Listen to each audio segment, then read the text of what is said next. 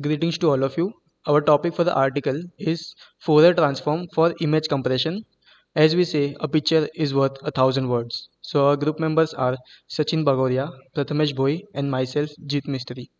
So let us see what are the contents. First is the introduction, then explanation, then we will go through some code snippets, conclusion, and finally the references. So, introduction. The Fourier transform is an important image processing tool which is used to decompose an image into its sine and cosine components. The output of the transformation represents the image in the Fourier or frequency domain, while the input image is in the spatial domain equivalent. In the Fourier domain image, each point represents a particular frequency contained in the spatial domain image. The Fourier transform is used in a wide range of applications such as image analysis, image filtering, image reconstruction, and image compression. The next explanation will be done by Prathamesh. Thank you, Jit. The fast Fourier transform is commonly used to transform an image between the spatial and frequency domain. Unlike other domains such as Hog and Radon, the FFT method preserves all original data. Plus, FFT fully transforms image into frequency domain, unlike time frequency or wavelet transform. The FFT decomposes an image into sine and cosine of varying in amplitude and phases, which reveals repeating pattern within the image. Next. Now Sachin will continue. Thank you, Prathamesh. So let's move to code snippets. Let's see. So basically what we are doing. So in code snippets, we are saving our image in a variable a, and we are calculating the mean of our image in and saving it in image b. And in the next cell, you can see the plt.imshowA, which is basically used to show our image in the uh, cell in the code cell. So this is our input image. So this is our input image, and next is the code snippets to compress the image input. So here we are basically using FFT module in present in an Numpy library. So basically we are using FFT2 function present in the FFT module, and in BT sort we are basically sorting our image.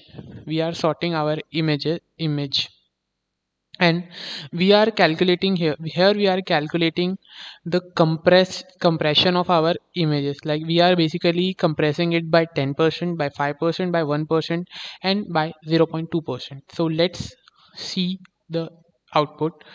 So here is output for the 10%, for 5%, for 1%, and for 0.2%. So let's now move to VS Studio Code, where we will show the live demo of our code. So here it is. So basically here the all the necessary libraries which are used in our demo are matplotlib.image, pil, numpy, matplotlib.pyplot, and os. So basically first we are defining the size for our image, which is 10 cross 10, and storing our image in variable a, and calculating its mean and storing it value b. So now we are